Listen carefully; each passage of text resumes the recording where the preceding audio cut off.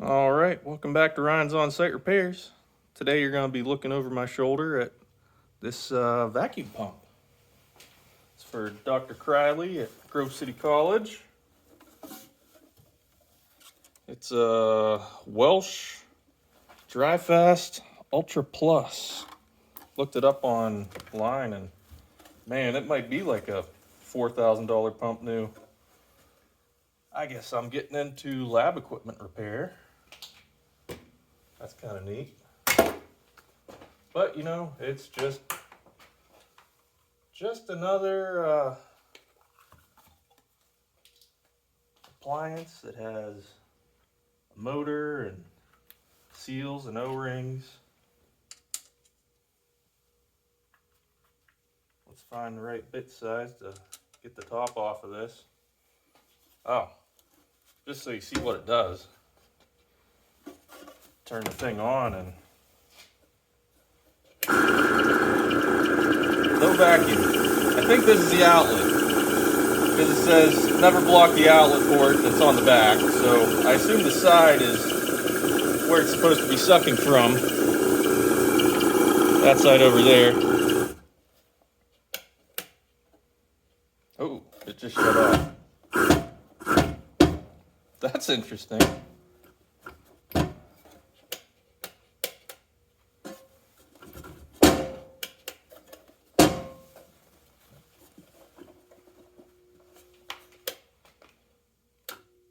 Okay, we can hear it's humming, so that just means the motor's not happy. But let's figure out how to get this thing apart. So first thing we probably want to do is unplug it. Or we could be a little adventurous and leave that plug in. I think it's funny on the side of it, it says, "Warning, French." If you can make that out. Warning, French. I think that's kind of funny. All right, so we got a Allen head bit. Let's see if we can break into this thing.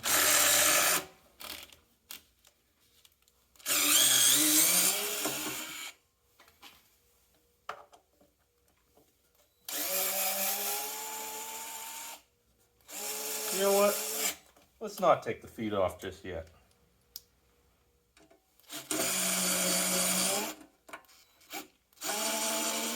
Oh, never mind. Maybe we do. That goes into the top there. Okay, we're going to take the side ones out.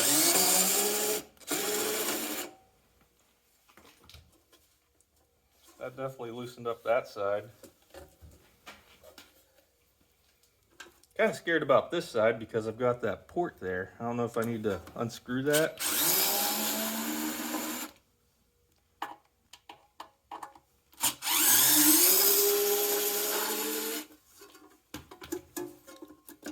Yeah, it's definitely loose.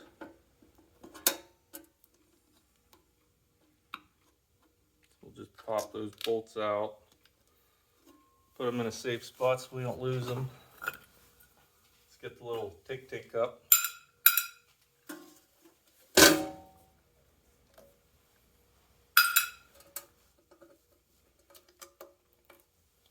One thing I tell my customers is they don't pay me to take it apart. They pay me to put it back together.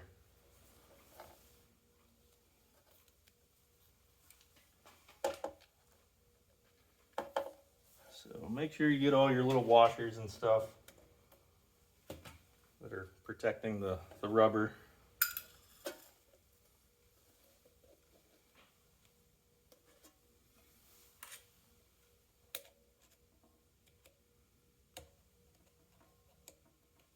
That one's kind of stuck in there, so we'll leave it. It's probably not going to fall out on its own.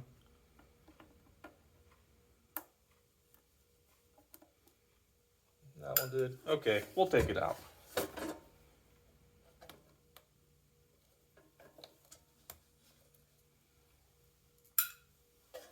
Tink, tink.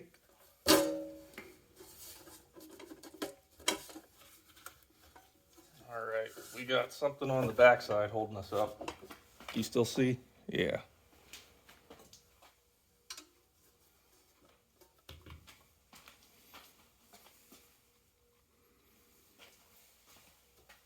We got a different size Torx.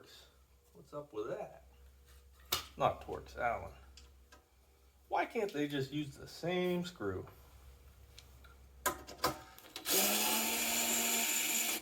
It might cost them, might even be cheaper to make it if they use the same screw everywhere. I don't know. But I doubt that screw's why $4,000 for one of these new. Why is that? Are they just charging institutions that they know we're going to buy these no matter what? What's up with that? I don't see anything on here that makes it look like a expensive tool yet.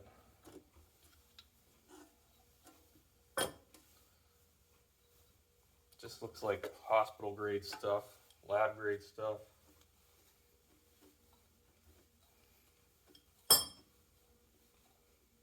Something that should probably cost like $500 max. I don't know why I'm rambling on so much about this. Just because I'm kind of annoyed with people that drive up the cost of things when it's not necessary. All right. We got the top off. Let's just set that somewhere clean. That way we don't dirty it up. And we can see what makes this thing tick. So we got power that comes in the back side. Looks like it runs, where does, okay, we got a ground, we got a hot, we got a neutral.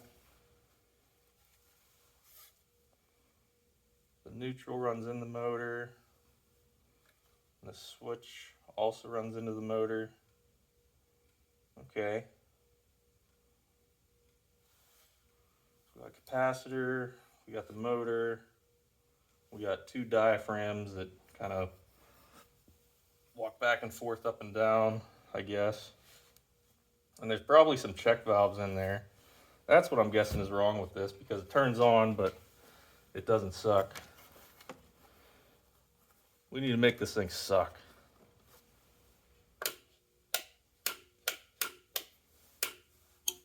Come on.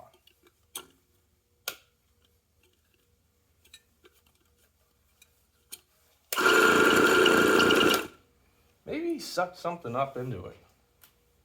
I don't know. But it runs, so that's a big plus.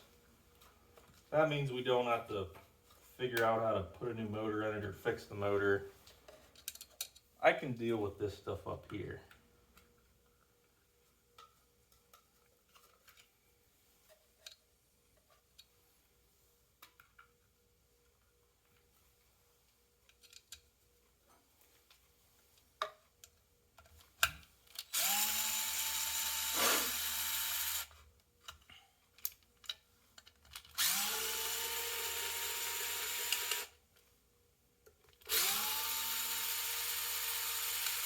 I mean, everything's nice quality in there. It's just, I don't see why it should cost as much as my welder did.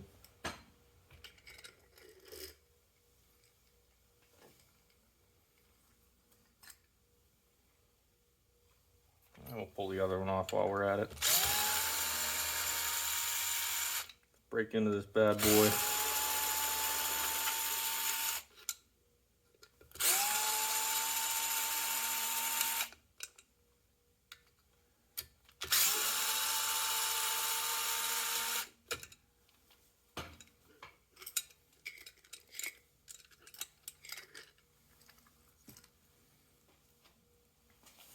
All right, yeah, you can still see.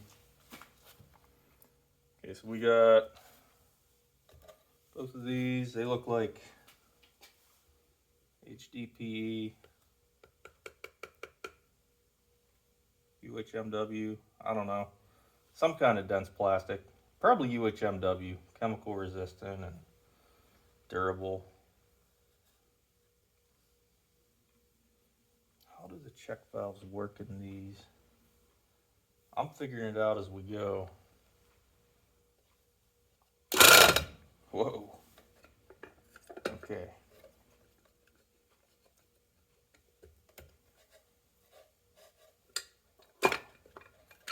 All right. Whoa.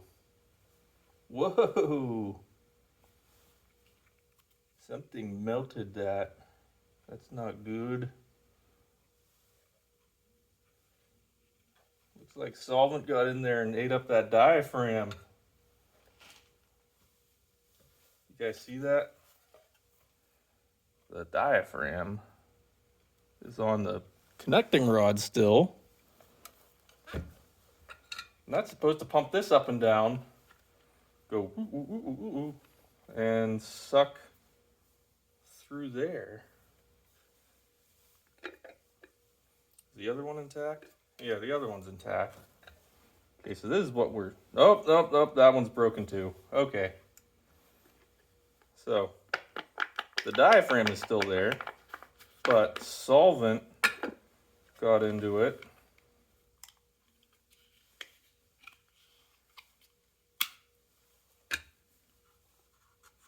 Some kind of solvent got into it and leached through there. This is supposed to be chemically resistant. I don't know.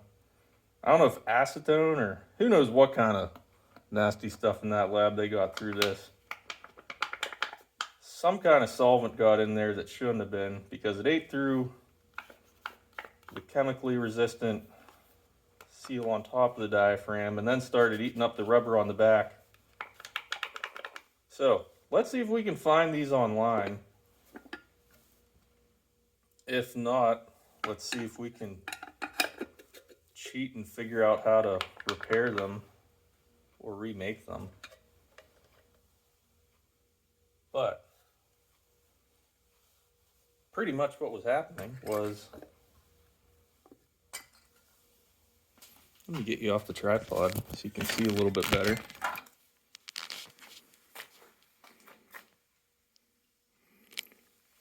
So you got the connecting rods down in there that move.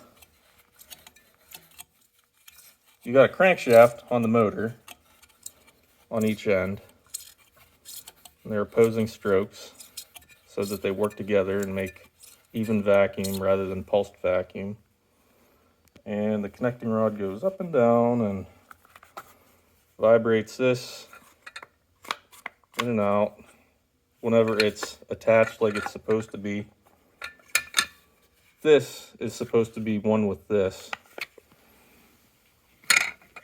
I don't know if it'll unscrew off the connecting rod or what. We'll figure that out.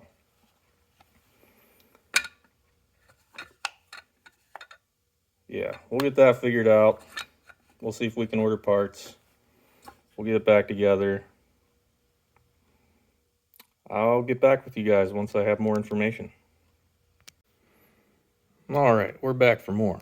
So after doing a little bit of research, I figured out that these diaphragms, if you were to buy the kit from Welch through a distributor, now, keep this in mind, it is not from an institutional discount. This is just, regular public price. I don't know if there's an institutional discount or not, but hey, $600 for a diaphragm kit that includes both diaphragms that are not eaten up by solvent yet, and some O-rings. Basically a rebuild for all the parts that touch bad stuff, other than the UHMW heads. But I guess these are PTFE coated, and then they've just got this rubber underside that basically flip-flops with the connecting rod. But, so your options are, you buy a new or used one of these for $5,000. You try to source the pump that might have that stuff already on it, that you might be able to get that cheaper. Or or you buy the service kit for $600, or let me get in close. If you guys see that, MBM 97-13 CFW, that is the Chinese manufacturer's part number for this diaphragm. I don't know what exactly it means, but it's a 97-inch diaphragm that has that thread on the bottom and is rubber isolated and is PTFE coated. Judging by everything else on here, like that, made in China, I would bet you that these are Chinese parts to begin with, that they're getting for, 10 or 20 bucks a pop, and then marking them up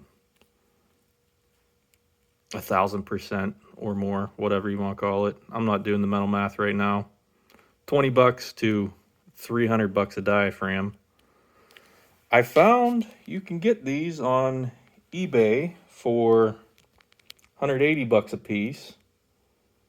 That'd be 400 for a kit, or on AliExpress straight from China for like 80 bucks plus shipping. So you might have 200 in repairing this pump. So 200 bucks to repair this pump. I'm not going to charge any labor on it because I'm a Grove City College grad. I love the place. I might not donate money because I'm a poor boy, but I'll fix their stuff. That'll be my contribution, I guess. But yeah, I wouldn't be afraid of buying the Chinese parts, even though they have no certification on them, because what we got? Made in China. Made in Romania. That's a Ducati. Like the motorcycle? I don't know. My point is they source the parts where they can.